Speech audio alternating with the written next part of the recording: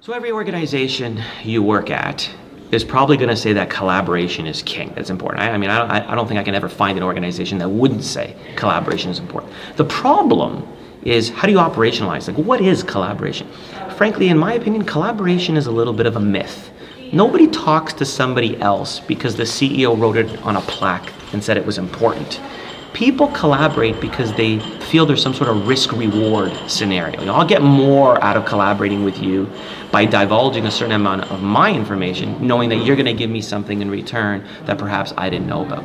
So what I wanted to do during the presentation was isolate 4 operational ways. How do you do this when the rubber hits the road? And the 4 mechanisms for accelerating collaboration for supply chain professionals are: number 1, socialization. We need to look at each other face to face. When I talk to you, you're smiling. When you smile, that gives me a signal that says, keep on going, Nick, keep on talking. When we do this via email or instant messenger, we don't get those types of signals. We don't get those cues. So we tend to not socialize as much as we used to because the messengers are replacing that. So I think we need to get back to socializing. And the tip I gave everybody was to go to lunch with somebody new every day. That's very, very important. The only people that socialize are the smokers outside, of course.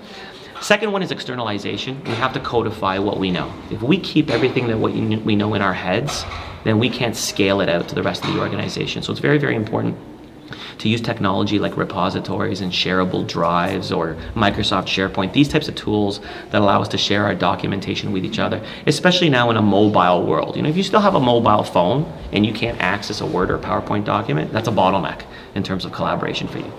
The third one is combination. Combination is when you get disparate groups of an organization working together to create something new. So there are many parts of organizations that don't talk to each other. They don't work together. They're perhaps geographically distant or politically distant. These walls, these barriers have to come down. So, the famous story of 3M Post-it notes, where glue people get together with paper people and create something new. We need to do that in supply chain because of the complexities of supply chain. If we don't get together with disparate parts of the organization, we're never going to become more efficient to solve our problems. And the final one is internalization. Internalization is really about absorbing information, which not only has to deal with reading and practicing mental exercises.